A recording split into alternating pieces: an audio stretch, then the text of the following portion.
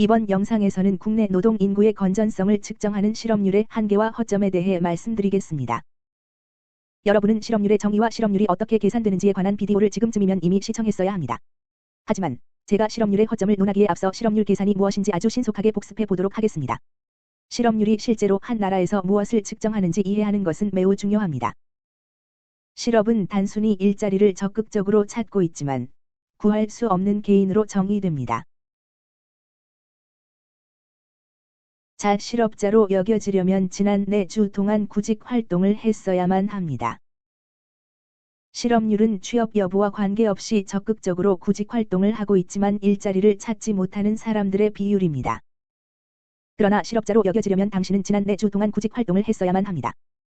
자, 그 말은 직업이 없을 수도 있지만 직업을 갖기를 바라는 많은 사람을 확실히 배제할 겁니다. 그럼 실업률이 무엇을 측정하지 않는지 이야기합시다. 실업률에 실망 노동자는 포함되지 않습니다. 실망 노동자를 다른 말로는 한계 노동자라고 합니다. 그 표현은 격식을 갖춘 말로 지난 1년 동안 일자리를 구했지만 지난 4주 동안은 일자리를 구하지 않은 사람을 말합니다. 왜냐하면 그들은 포기했거나 단념했으니까요. 실망 노동자 또는 한계 노동자는 직업이 없고 직업을 갖길 원하지만 실업자로 간주하지 않습니다.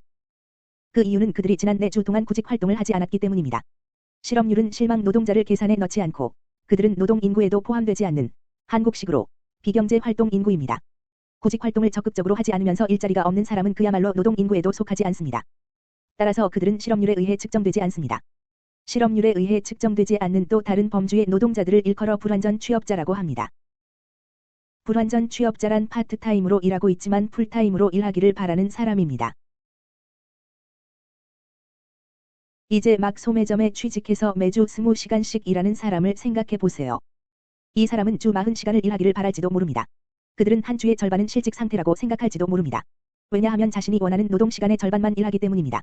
그러나 정부에 따르면 그러한 개인은 실업자로 간주하지 않으며 따라서 공식적인 실업자 숫자는 그들의 상황을 제대로 대변하지 않습니다. 이렇게 해서 실업률이 무엇을 측정하는 것인지 분별했습니다. 또한 실업률이 측정하지 않는 두 가지를 설명했습니다. 실망 노동자는 구직 활동은 포기했지만 취업은 여전히 바라는 사람들입니다. 불완전 취업자는 파트타임으로 일하지만 풀타임으로 일하고 싶은 사람들입니다. 여러분은 이제 보니 실업률이란 게 한 나라의 노동 인구의 건전성을 측정하기에는 매우 형편없는 척도라고 생각할지도 모릅니다. 글쎄요. 미국에서 실업률을 측정하는 노동통계국은 공식적인 실업률의 허점을 충분히 알고 있습니다. 그래서 미국 노동통계국 BLS은 단순한 헤드라인 실업률을 넘어 대안적인 실업 척도를 개발했습니다. 실제로 신문에서 읽거나 텔레비전 뉴스로 실업률이 감소했다거나 실업률이 증가했다는 소식을 들을 때 그것은 미국 노동통계국에서 U3이라고 부르는 척도입니다. U3이 바로 이 영상의 전반부에서 정의한 헤드라인 실업률입니다. 그러나 더 광범위한 실업률 측정을 위해 미국 노동통계국은 U6이라는 것을 개발했습니다. U6는 헤드라인 실업률입니다. 구직 활동에 적극적이지만 일자리를 구할 수 없는 사람 비율에 실망 노동자와 불완전 취업자와 같은 한계 노동자를 그 안에 포함했습니다. 따라서 우리가 신문에서 보는 것이 수백만 명의 사람들이 실제로 경험하는 상황과 얼마나 동떨어져 있는지를 알려면 U3이라는 헤드라인 실업률을 U6이라는 광범위한 실업률과 비교하는 것이 유용할 수 있습니다. 구직 활동은 포기했지만 취업은 여전히 희망하는 사람들과 일자리는 있으나 파트타임이 아닌 풀타임으로 일하길 바라는 사람들을 비교할 수 있습니다. 자, 이 두 가지 척도의 차이가 얼마나 큰지 보기 위해 실제 데이터를 잠시 살펴보겠습니다. 여기 미국 노동통계국 웹사이트에 최근 자료가 있습니다. 가장 협의적인 척도인 U1에서 가장 광의적인 실업률 척도인 U6까지 서로 다른 모든 실업률이 존재합니다. U3이라는 헤드라인에서 보시는 이것을 보세요. 이것은 노동 인구에서 차지하는 전체 실업자의 비율입니다. 다시 말해, 이것은 공식적인 실업률입니다. 방금 설명한 것처럼 U6이라는 더 광의적 실업률 척도가 있는데 이는 전체 실업자의 전체 한계 노동자를 더하고 경제적 이유로 파트타임으로 일하는 전체 시간제 노동자를 더한 것입니다. 즉 민간 노동 인구와 한계 노동자가 전체에서 차지하는 비율입니다. 다시 말해 지난 4주 동안 구직 활동을 한 공식 실업자의 4주가 넘게 구직 활동을 포기한 실업자를 더하고 풀타임 일자리를 희망하지만 파트타임으로 일하고 있는 실업자를 더한 것입니다. U6을 U3과 비교해 봅시다.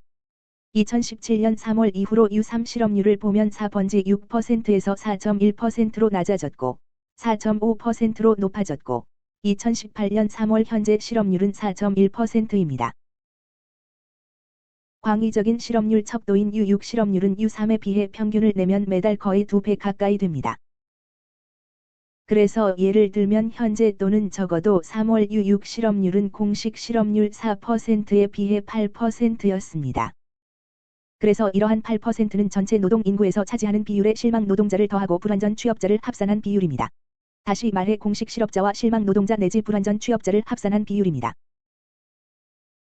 이번 영상에서는 광의적인 실업률 척도를 소개했습니다.